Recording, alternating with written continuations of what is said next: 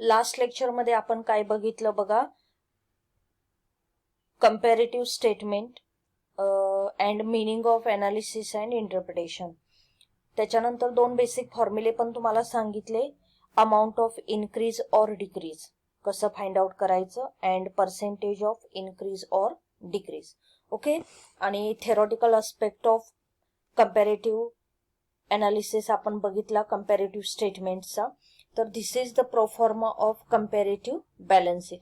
आता comparative balance sheet कशी तयार करायची? कंपॅरेटिव्ह स्टेटमेंटमध्ये 2 पार्ट्स येतात, बरोबर. First is the comparative balance sheet and second is the comparative income statement, or we can say comparative revenue statement. Okay, proforma of comparative balance sheet and proforma of comparative income statement. Columns बघा, first column particulars, next column previous year rupees. Previous year rupees means, for example, 2019 rupees, this is the base year. Current year rupees means 2020, this is the current financial year. बघा, आपण जी vertical balance sheet तयार करणार आहे त्याच्यामध्ये आपले हे columns असतात, एकच वर्ष असतं तिथे, त्याच्यामुळे previous year rupees, current year rupees नाहीये. तर बघा परत एकदा कॉलम्स पर्टिक्युलर्स किंवा इथे आपण असेट्स और लायबिलिटीज लिहू शकतो. Previous year rupees, previous year म्हणजे ऑलवेज लक्षात ठेवायचं, आपल्याला 2 इयर्स दिलेले असतात फॉर कंपॅरिझन, फॉर कंपेअरिंग. कुठल्याही गोष्टीशी आपल्याला कंपेअर करायचं असेल तर ऍटलिस्ट आपल्याला तिथं 2 कंपोनंट गरजेचे असतात, बरोबर आहे ना. म्हणून इथं प्रिव्हियस इयर रुपीज, प्रिव्हियस इयरच्या फिगर्स करंट इयर बरोबर काय केल्या जातात, कम्पेअर केले जातात. म्हणून एक्झाम्पल काय दिलं, 2019 rupees, 2020 rupees. 2019 is the previous year and 2020 is the current year. Next 2 additional columns we required for preparation of comparative balance sheet. बघा, इन्क्रीज ऑर डिक्रीज रुपीज. बघा, 2019च्या अमाऊंट बरोबर कम्पेअर केल्यानंतर 2020च्या अमाऊंट या एकतर इन्क्रीज असणार आहेत किंवा डिक्रीज असणार आहेत. त्याच्यामुळे काय करायचं, इन्क्रीज असतील तर आहे तशा अमाऊंट लिहायच्या, डिक्रीज असतील तर काय करायच्या, ब्रॅकेटमध्ये अमाऊंट लिहायच्या. आणि last column is the percentage of increase or decrease. इथं जर तुमचं इन्क्रीज अमाऊंट असेल तर पर्सेंटेज सुद्धा इन्क्रीज असणार आहे, ते आहे तसं लिहायचं. आणि इथे जर अमाऊंट ब्रॅकेटमध्ये डिक्रीज झालेले असतील तर इथे काय होणार, पर्सेंटेज सुद्धा डिक्रीज मध्ये येणार. हे आपण डिटेल प्रॉब्लेम मध्ये बघणार आहोत आपल्या नेक्स्ट एक्झाम्पल मध्ये, आणि भरपूर प्रॉब्लेम आपल्याला बघायचे आहेत. बघा, तर this is the proforma of comparative balance sheet. Okay, proforma. आता इथे एक लक्षात ठेवायची, तर व्हर्टिकल बॅलन्स शीट आपल्याला करून घ्यावी लागते. जो काही प्रॉब्लेम दिलेला असतो त्याची first vertical balance sheet prepare करायची, जो पार्ट आपण ऑलरेडी स्टडी केलेला आहे. त्याच्यानंतर याच्यामध्ये प्रिव्हियस इयरच्या, फर्स्ट इयरच्या अमाऊंट लिहायच्या, बेस इयरच्या, करंट इयरच्या अमाऊंट इथे फिलअप करायच्या, इन्क्रीज और डिक्रीज कॉलम कंप्लीट करायचा, आणि last is the percentage of increase और डिक्रीज. इन्क्रीज डिक्रीज रुपीज कसे फाइंड आउट करायचे म्हणून फॉर्म्युला सांगितला होता. बघा, काय करायचं, current year amount less previous year amount, balance is the increase और डिक्रीज रुपीज. ओके, करंट काय करायचं, बघा, ह्या बेस इयरच्या अमाऊंट मधून करंट इयरच्या अमाऊंट काय करायच्या, लेस करायच्या. ऑलवेज लक्षात ठेवायचं, बेस इयर फर्स्ट इयर गृहीत धरायचं, अझूम करायचं, आणि ह्या बेस इयर मधून आपल्या करंट इयरच्या अमाऊंट काय करायच्या, लेस करायच्या. आणि amount of increase or decrease इथे नोट डाऊन करायचं, पर्सेंटेज तसंच काढायचं. काय फॉर्म्युला सांगितला होता बघा, amount of increase or decrease divided by base year into 100, आणि आपल्याला इथं पर्सेंटेज मिळतं. ठीक आहे, दिस इज द लास्ट कॉलम. फक्त व्हर्टिकल बॅलन्स शीट आपल्याला या ठिकाणी लागते, त्याचे आयटम्स इथं दिलेले नाही आहेत. व्हर्टिकल बॅलन्स शीट आपल्याला परफेक्ट येते, त्या पद्धतीनं ते सॉल्व्ह करायचं. Second part of comparative statement is comparative income statement. आता कंपॅरेटिव्ह इन्कम स्टेटमेंट मध्ये बघा, सेम कॉलम्स असतात. This is the particulars, previous year rupees, previous year means first year base year, current year rupees, जे काही current year असेल ते, amount of increase or decrease rupees, and last is the percentage of increase decrease. इथं percentage मध्ये same columns असतात. या ठिकाणी सुद्धा आपल्याला काय करावं लागतं, व्हर्टिकल रेव्हेन्यू स्टेटमेंट काय करावं लागतं, प्रिपेअर करून घ्यावं लागतं आपल्याला दिलेल्या इन्फॉर्मेशन मधून, आणि आपण काय करायचं, आपलं कंपॅरेटिव्ह इन्कम स्टेटमेंट किंवा कंपॅरेटिव्ह बॅलन्स शीट प्रिपेअर करायचं. ठीक आहे, आता बघा, बेसिक आपला पॉइंट आहे की कंपॅरेटिव्ह स्टेटमेंट का करायचं किंवा याच्यातून आपल्याला काय समजतं. तर बघा, comparative balance sheet shows the balances of accounts on different dates and also the extent of their increase or decreases between these dates. Such statement, comparative statement, helps in predicting about the position of the business in future.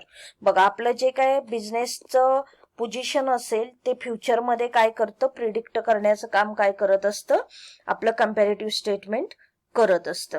Okay, तर काय करायचं बघा, याच्यामध्ये percentage मध्येच आपल्याला काय होतं, information ही दाखवलेली असते. तर this is the proforma of balance sheet and income statement. Okay, हा आपला एक सिंपल प्रॉब्लेम आहे. बघा, आपण बघूया. Following is the financial position of Sachin and sons balance sheet as at 31st March. Okay, 31st March 19 and 31st March 20.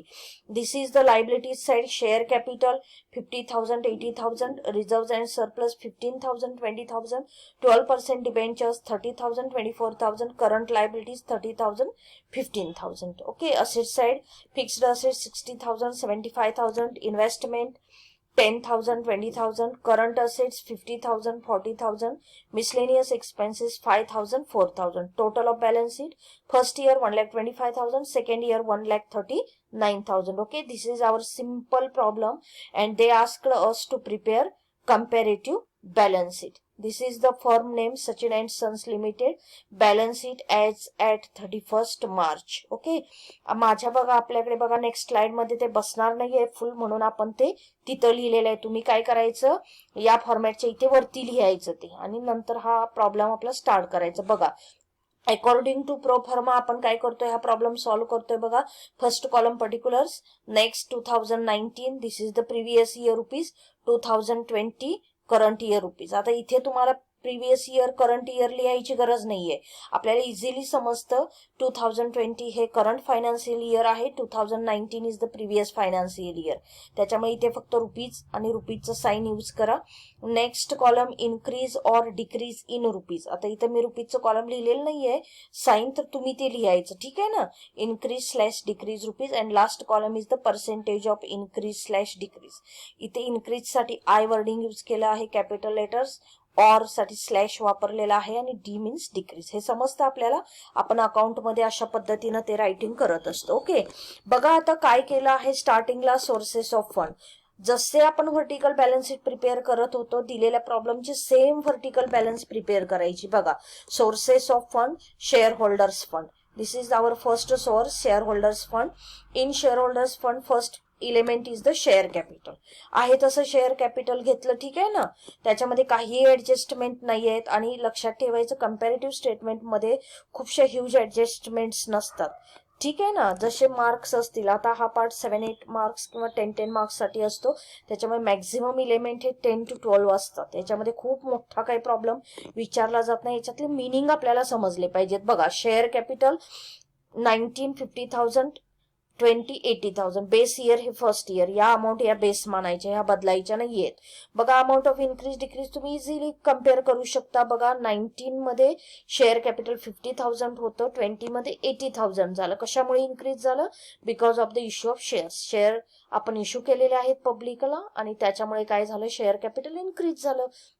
किती increase झालं, कसं फाइंड आउट करायचं. बघा, सेकंड इयरच्या अमाऊंट मधून फर्स्ट इयरची अमाऊंट काय करायची, लेस करायची. पण कम्पेअर करताना या अमाऊंट बरोबर ही अमाऊंट कम्पेअर केल्यानंतर इन्क्रीज कितीने झाले, 30,000. इन्क्रीज आहेत म्हणून 30,000 आहे तसे लिहिले. ब्रॅकेटमध्ये कधी येणार, डिक्रीज झाले तर 30,000. आता पर्सेंटेज कसं काढायचं, आता या ठिकाणी प्रत्येक ठिकाणी पर्सेंटेज साइन यूज करायची गरज नाही, कारण इथं ते ऑलरेडी आपण लिहिलेले. पर्सेंटेज कसं काढायचं बघा, फॉर्म्युला विसरायचा नाही. अमाऊंट ऑफ इन्क्रीज, आता इथला फॉर्म्युला काय असणार, amount of increase divided by amount of base year into 100. बघा, 30,000 divided bye 50,000, percentage 60. Okay, next बघा, ऍड रिझर्व्ह अँड सरप्लस. आता हा पार्ट मी तुम्हाला समजून नाही सांगणार आहे. व्हर्टिकल हे बॅलन्स शीट तयार करायचं तुम्हाला सगळ्यांनी येतं. पहिला हा पार्ट बघूया, add reserve and surplus. Amount नंतर बघा तुम्हाला, आणि लेस मिसलेनियस एक्सपेन्सेस लॉसेस करणारा पण शेअर होल्डर्स फंड मिळाला. ऍड लोन फंड मध्ये 12% debentures. Total sources of fund, this is the our liability side. Okay, second is the application of fund. Application, 3 applications. First, fixed asset, investment, working capital. Current asset less current liabilities, that is our working capital. And fixed asset plus investment plus working capital is the total application of fund. ठीक आहे ना. ही बघा vertical balance sheet, ही आपण already study केलेले आहे. तुम्ही भरपूर याच्यावरती प्रॉब्लेम सोडवले, त्यामुळे हे तुम्हाला समजतं.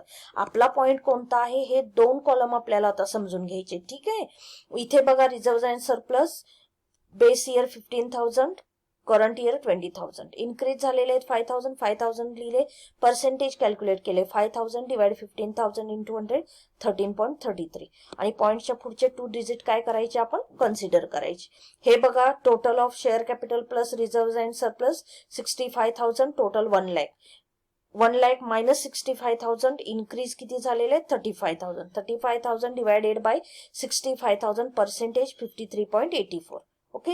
Miscellaneous expenses and losses is deducted from share holders फंडची जी काय टोटल आहे ही शेअर कॅपिटल रिझर्व्ह सरप्लस, त्याच्यातून मिसलेनियस एक्सपेन्सेस लेस होतात. 5,000, 4,000. बघा this is decrease. Miscellaneous expenses decrease by ₹1,000, म्हणून ते ब्रॅकेटमध्ये झाले.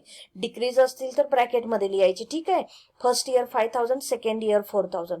डिक्रीज का झाले असतील विचार करायचा, because of the written off. This is the fictitious asset and fictitious assets are written off. ह्या रिटर्न ऑफ केल्या जातात, P&Lच्या डेबिटला लिहिल्या जातात, बरोबर ना. म्हणून हे डिक्रीज झाले, कमी झाले करंट फायनान्शियल इयर मध्ये प्रिव्हियस इयरशी कम्पेअर करता. ब्रॅकेटमध्ये अमाऊंट लिहायची. याचंही पर्सेंटेज तसंच काढायचं. 1,000 divided by 5,000 into 100, 20% decrease. Okay. Share holders fund 60,000, 96,000, increase by ₹36,000. 36,000 divided by 60,000 into 100, 60%. Okay. Means आपलं जे काय 100% जे काय आपल्याकडे सोर्स ऑफ फायनान्स आहे त्याच्यापैकी आपला ओन फंड 60% आहे. बघा पर्सेंटेज मध्ये अमाऊंट काढल्यानंतर आपल्याला किती इंटरप्रिट आपण इझिली करू शकतो, त्याच्यातून चांगले मिनिंग आपल्याला इन्फरन्सेस आपण त्याच्यातून फाइंड आउट करू शकतो. बघितलं तरी आपल्याला समजतं ओन फंड किती आहे आपला 60% आहे. लोन फंड बघा 12%, डिबेंचर्स 30,000, 24,000. डिबेंचर कमी झालेले आहेत. डिबेंचर का कमी होतात, because of the redemption of debenture. Debenture repay केलेलं आहे, डिबेंचर कॅपिटल रिपे केलेलं आहे, परत दिलेलं आहे, रिडीम झालेले आहे, बरोबर ना. कितीने रिडीम झालं 6,000. 30,000 लेस 24,000, डिक्रीज बाय ₹6,000. पर्सेंटेज कसं काढलं 6,000 divided by 30,000 into 100, 20%. It means in this current financial year we redeemed our 20% debentures. Okay, this is our total sources of fund. Own fund 60,000, loan fund 30,000, first year 90,000, second year 96,000 plus 24,000, 1,20,000. Okay, means 30,000 increased. Previous इयरशी compare करता current इयरचा आपला fund काय झालेला आहे, आपल्याकडचा sources 30,000 increase झालेला आहे. It means 33.33% increase झाला. बघा पर्सेंटेज कसं काढलं 30,000 divided by 90,000 into 100, 33.33%. Okay. Application of fund fixed assets 60,000, 75,000. Fixed asset increased by ₹15,000. 15,000 divided by 60,000 into 100, 25%. Means our fixed asset is increased by 25% compared to previous year. Investment 10,000, 20,000. Investment काय increase झाली, fixed asset काय increase झाली, because of purchase of fixed asset and investment. Investment आणि fixed asset आपण purchase केली म्हणून ती increase झाली. असे आपण इंटरप्रिटेशन, त्याचे अर्थ समजून घेणं खूप गरजेचं आहे आपल्यासाठी. बघा इन्व्हेस्टमेंट 10,000 इन्क्रीज झाली. 10,000 डिवाइड 10,000 इंटू 100 म्हणजे 100% इन्व्हेस्टमेंट आपली इन्क्रीज झाली. आपण दुप्पट इन्व्हेस्टमेंट केली next year. Working capital means current asset less current liabilities. Current asset 50,000, 40,000. Current asset decrease झाली 10,000, 20% नी डिक्रीज झाली. Current liabilities 30,000, 15,000. बघा करंट असेट का डिक्रीज, करंट लायबिलिटीज का डिक्रीज झाली, कारण रिपे झाली असणार करंट लायबिलिटीज. 15,000 डिवाइड 30,000, 50% नी करंट लायबिलिटीज आपली कमी झाली. Working capital current asset less current liabilities 50,000 लेस 30,000, 20,000, 40,000 लेस 15,000, 25,000. 5,000 नी वर्किंग कॅपिटल इन्क्रीज झालं. 5,000 डिवाइड 20,000 इंटू 100, 25%.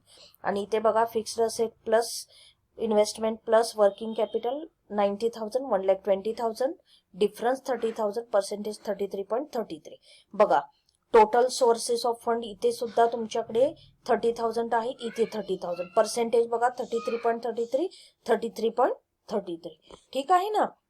तर या पद्धतीनं काय करा, प्रॉब्लेम सॉल्व्ह करा, व्यवस्थित ऐका, पॉज करा, ज्या ठिकाणी तुम्हाला समजून घ्यायचं आहे कॅल्क्युलेशन करा आणि काय करा, हा प्रॉब्लेम कम्प्लीट करा. आपण नेक्स्ट प्रॉब्लेमला आपला नेक्स्ट पार्ट बघूया. ओके.